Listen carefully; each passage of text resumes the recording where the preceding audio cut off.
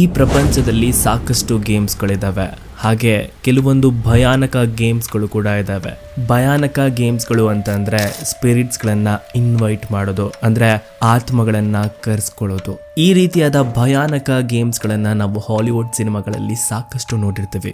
ಅದರಲ್ಲಿ ಕೆಲವೊಂದು ಗೇಮ್ಸ್ಗಳಿಂದ ನಿಜ ಜೀವನದಲ್ಲೂ ಕೂಡ ಎಷ್ಟೋ ಸಮಸ್ಯೆಗಳಾಗಿದೆ. ನಾವು ಸತ್ತವರ ಜೊತೆ ಮಾತಾಡೋದಕ್ಕಾಗೋದಿಲ್ಲ, ಆದ್ರೆ ಅವರ ಆತ್ಮಗಳ ಜೊತೆ ಮಾತಾಡಬಹುದು ಅಂತ ಹೇಳಿದ್ರೆ ನೀವು ನಂಬ್ತೀರಾ?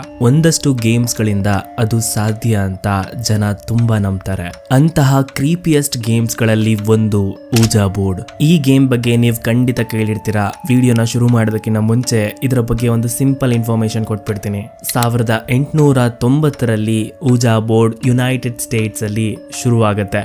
ಅದು ಅಫಿಷಿಯಲಿ ಪೇಟೆಂಟ್ ಆಗಿದ್ದು 1891ರಲ್ಲಿ. ಈ ಬೋರ್ಡ್ ಅಲ್ಲಿ A to Z ಲೆಟರ್ಸ್ ಇರುತ್ತೆ, ಹಾಗೆ 0 to 9 ನಂಬರ್ಸ್ ಕೂಡ ಇರುತ್ತೆ. ಈ ಬೋರ್ಡ್ ನ ಮೇಲೆ ಎಸ್ ಆರ್ ನೋ ಅಂತ ಇರುತ್ತೆ, ಕೆಳಗೆ ಗುಡ್ ಬೈ ಅಂತ ಬರ್ತಿರುತ್ತೆ. ಈ ಗೇಮ್ ನ ಆಡೋದಕ್ಕೆ ವುಡನ್ ಡೈ ಕೂಡ ಇರುತ್ತೆ. ಅದನ್ನ ಎಲ್ರು ಬೆರಳಲ್ಲಿಟ್ಟುಕೊಂಡು ಆ ಬೋರ್ಡ್ ನ ಸುತ್ತ ರೌಂಡ್ ಆಗಿ ಸುತ್ತಬೇಕಾಗತ್ತೆ. ಆ ಡೈನ ಸುತ್ತ ಸ್ಪಿರಿಟ್ ಕಮ್ ಅಂತ 3 ಸಲ ಹೇಳ್ತಾರೆ. ಅಂದ್ರೆ ನಮ್ಮ ಸುತ್ತಮುತ್ತ ಆತ್ಮಗಳಿದ್ರೆ ಬನ್ನಿ ಅಂತ. ಪ್ರಶ್ನೆಗಳು ಯಾವ ರೀತಿ ಬೇಕಾದ್ರೂ ಇರಬಹುದು.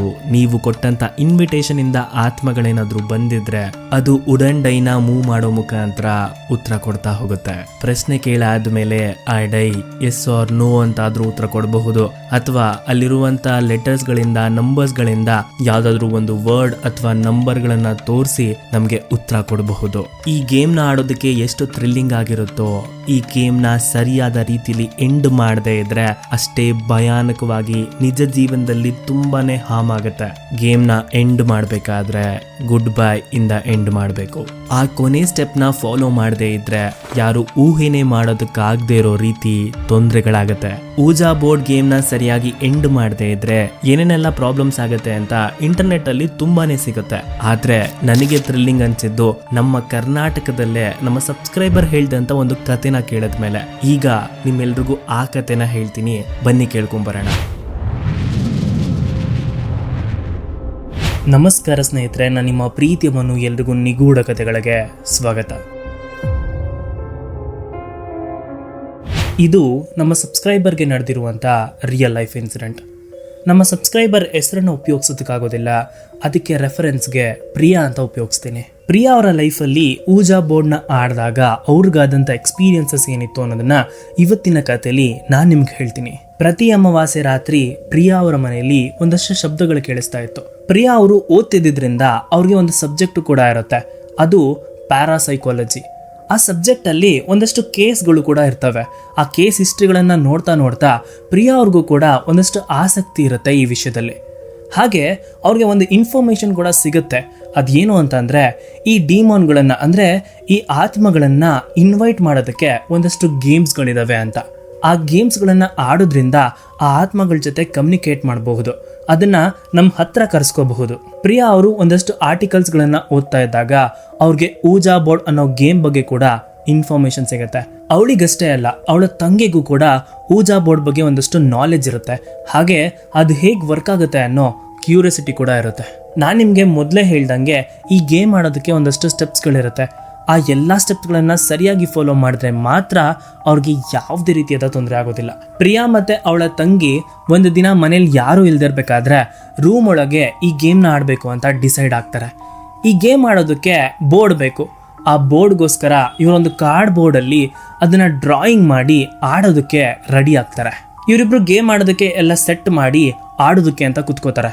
ಈಗ ಆತ್ಮಗಳನ್ನ ಇನ್ವೈಟ್ ಮಾಡಬೇಕು. ಅದಕ್ಕೆ ಸ್ಪಿರಿಟ್ ಕಮ್ ಅಂತ 3 ಸಲ ಹೇಳಬೇಕು. ಇವರು ಇಲ್ಲಿ ಯಾವ್ದಾದ್ರು ಆತ್ಮಗಳಿದ್ರೆ ಬನ್ನಿ ಅಂತ 3 ಸಲ ಹೇಳ್ತಾರೆ. ಇವ್ರ ಹತ್ರ ಇದ್ದಂಥ ಕಾಯಿನ್ನ ಬೋರ್ಡ್ ಮೇಲೆ ರೌಂಡ್ ಆಗಿ ಮೂವ್ ಮಾಡ್ತಾ ಇರ್ತಾರೆ. ಹಾಗೆ ಇವ್ರು ಕೇಳ್ತಾ ಇರ್ತಾರೆ ಕೂಡ, ಇಲ್ಲಿ ಯಾವ್ದಾದ್ರು ಆತ್ಮ ಇದ್ರೆ ಬನ್ನಿ ಅಂತ. ಇವರಿಬ್ರು ಇದನ್ನ ಸರಿಸುಮಾರು 30 ನಿಮಿಷಗಳ ಕಾಲ ಮಾಡ್ತಾರೆ. ಆದ್ರೆ ಇವ್ರಿಗೆ ಏನು ಕಾಣಿಸೋದು ಇಲ್ಲ, ಏನು ಕೇಳಿಸೋದು ಇಲ್ಲ, ಯಾವುದೇ ತರಹದ ರೆಸ್ಪಾನ್ಸು ಕೂಡ ಬರೋದಿಲ್ಲ.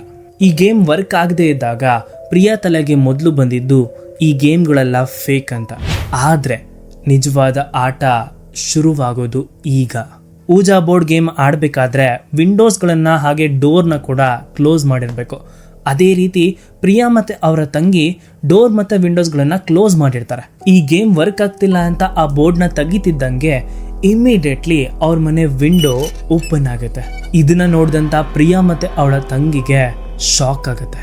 ಅದಷ್ಟೇ ಅಲ್ಲ, ಶೋಕೇಸ್ ಅಲ್ಲಿ ಬುಕ್ಸ್ ಗಳನ್ನ ನೀಟಾಗಿ ಜೋಡಿಸಿರ್ತಾರೆ.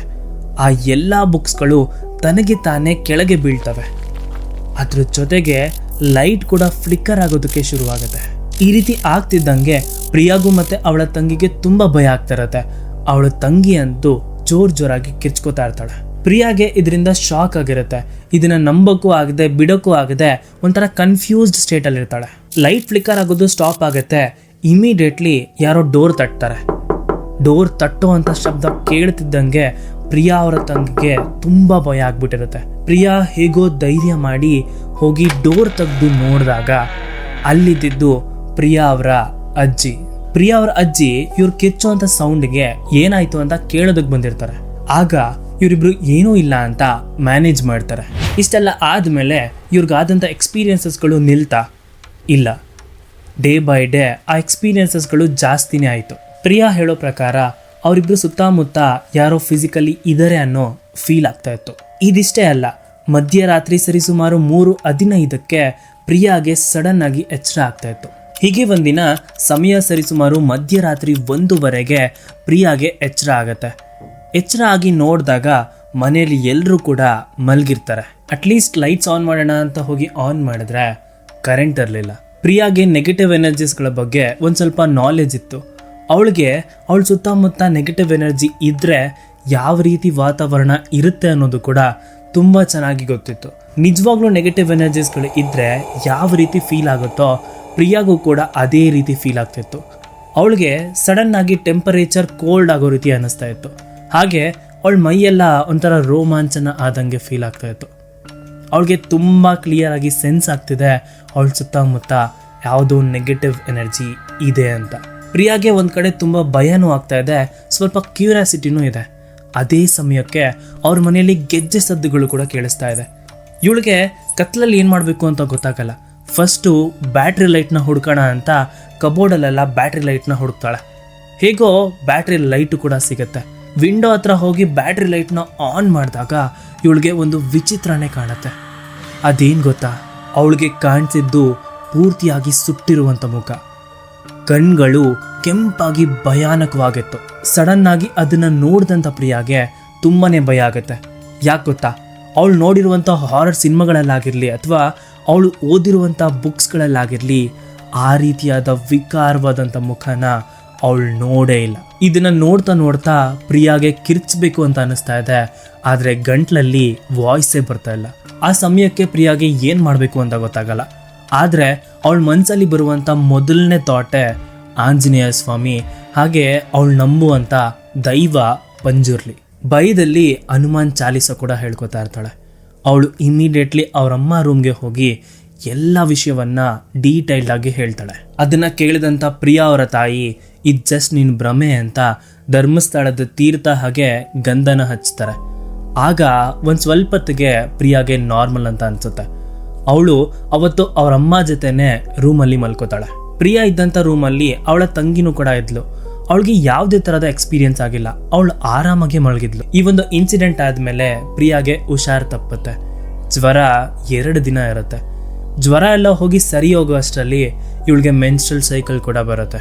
ಆಗ ಇವ್ರ ಮನೆಯಲ್ಲಿ ಹೊರಗಡೆ ಮಲ್ಕೋಬೇಕಿತ್ತು. ಇವಳ ತಲೆಯಲ್ಲಿ ಓಡ್ತಾ ಇದ್ದಿದ್ದು, ಈಗ ನಾನು ಹೆಂಗೆ ಹೊರಗಡೆ ಮಲ್ಕೊಳ್ಳಿ ಅಂತ.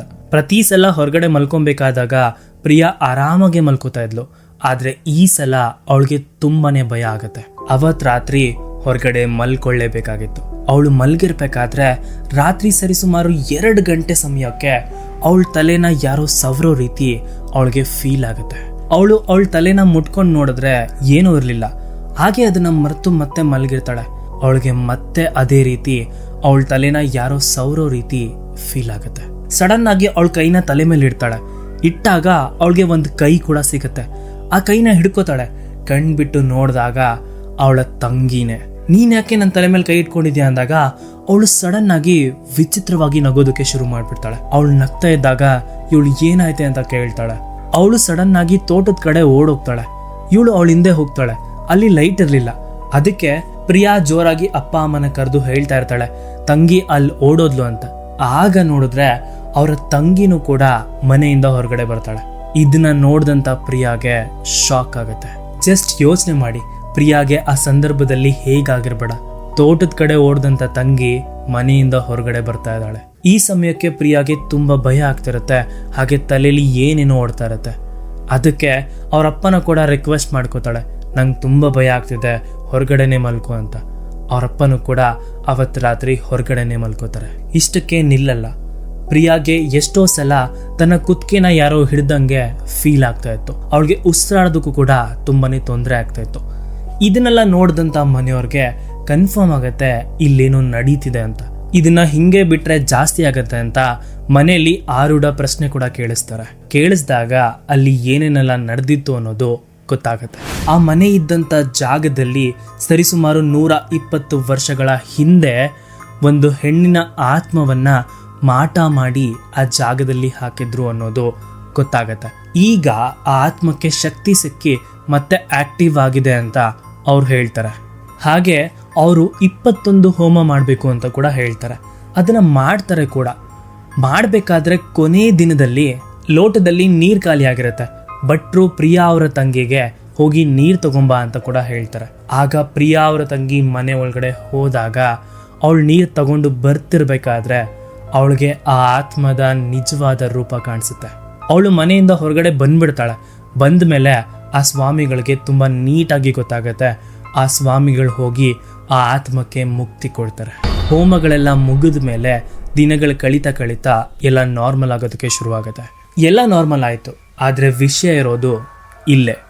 ಇದೆಲ್ಲ ಶುರುವಾಗಿದ್ದು ಪ್ರಿಯಾ ಆಡ್ದಂಥ ಊಜಾ ಬೋರ್ಡ್ ಗೇಮಿಂದ.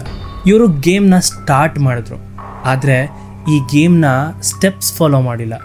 ಅಷ್ಟೇ ಅಲ್ಲ, ಈ ಗೇಮ್ನ ಎಂಡ್ ಮಾಡಿಲ್ಲ. ಈ ಗೇಮ್ನ ಎಂಡ್ ಮಾಡಿಲ್ಲ ಅಂತಂದರೆ ಇದೇ ರೀತಿಯಾದ ಪ್ರಾಬ್ಲಮ್ಸ್ಗಳಲ್ಲಿ ಸಿಗಾಕೋತಾರೆ. ತುಂಬ ಪ್ರಾಕ್ಟಿಕಲ್ ಆಗಿ ಯೋಚನೆ ಮಾಡ್ತಿದ್ದಂಥ ಪ್ರಿಯಾ ಲೈಫಲ್ಲೂ ಕೂಡ ಈ ರೀತಿಯಾದ ಎಕ್ಸ್ಪೀರಿಯನ್ಸಸ್ಗಳಾದಾಗ ಇದನ್ನು ನಂಬಬೇಕೋ ಬೇಡವೋ ಅಂತ ಯೋಚನೆ ಮಾಡ್ತಿದ್ದೊಳಗೆ ಒಂದಷ್ಟು ಕ್ಲಾರಿಟಿ ಸಿಗುತ್ತೆ. ಆ್ಯಂಡ್ ನನಗೂ ಅಷ್ಟೇ ಊಜಾ ಬೋರ್ಡ್ ಬಗ್ಗೆ ಬೇರೆ ಕಂಟ್ರೀಸ್ಗಳಲ್ಲಿ ಆಗುವಂಥ ಇನ್ಸಿಡೆಂಟ್ಸ್ಗಳನ್ನು ಕೇಳ್ತಾ ಇದ್ದೆ, ಅದ್ರ ಬಗ್ಗೆ ತಿಳ್ಕೊತಾ ಇದ್ದೆ. ಫಸ್ಟ್ ಟೈಮ್ ಇಷ್ಟು ಕ್ಲಿಯರ್ ಆಗಿ ಊಜಾ ಬೋರ್ಡ್ ಗೇಮ್ ಆಡಿ ಈ ರೀತಿಯಾದ ಎಕ್ಸ್ಪೀರಿಯನ್ಸಸ್ಗಳು ಆಯಿತು ಅಂತ ಹೇಳಿದವರು ಪ್ರಿಯಾನೇ. ಹೋಪ್ ಈ ಕತೆ ಒಂದು ಸ್ವಲ್ಪ ಯೂನಿಕ್ ಆಗಿತ್ತು ಅಂತ ಅನ್ಕೋತೀನಿ. ಹಾಗೆ ನನಗೆ ಇದು ತುಂಬಾ ಥ್ರಿಲ್ ಕೊಡ್ತು. ಅದೇ ರೀತಿ ಥ್ರಿಲ್ ನಿಮಗೂ ಸಿಕ್ತು ಅಂತ ಅನ್ಕೋತೀನಿ. ಈ ರೀತಿಯಾದ ಪ್ಯಾರಾನಾರ್ಮಲ್ ಎಕ್ಸ್ಪೀರಿಯನ್ಸ್ ನಿಮಗೂ ಆಗಿದ್ರೆ ಇನ್ಸ್ಟಾಗ್ರಾಮ್ ಲಿಂಕ್ ಡಿಸ್ಕ್ರಿಪ್ಷನಲ್ಲಿರುತ್ತೆ, ಅಲ್ಲಿ ಬಂದು ನನಗೆ ಡೈರೆಕ್ಟಾಗಿ ಮೆಸೇಜ್ ಮಾಡಬಹುದು. ಇದಾಗಿತ್ತು ಇವತ್ತಿನ ನಿಗೂಢ ಕತೆ. ಹೋಪ್ ನಿಮ್ಮೆಲ್ರಿಗೂ ಇಷ್ಟ ಆಯಿತು ಅನ್ಕೋತೀನಿ. ಇಷ್ಟ ಆಗಿದ್ರೆ ಸಬ್ಸ್ಕ್ರೈಬ್ ಮಾಡೋದನ್ನು ಮರಿಬೇಡಿ. ಇದೇ ರೀತಿಯಾದ ಇನ್ನೊಂದು ಇಂಟ್ರೆಸ್ಟಿಂಗ್ ಕತೆನ ತಗೊಂಡು ಮುಂದಿನ ವಾರ ಬರ್ತೀನಿ ಅಂತ ಹೇಳ್ತಾ ಈ ವಿಡಿಯೋನ ಇಲ್ಲಿಗೆ ಮುಗಿಸ್ತಾ ಇದ್ದೀನಿ. ಟೇಕ್ ಕೇರ್, ಟಾಟಾ, ಬಾಯ್.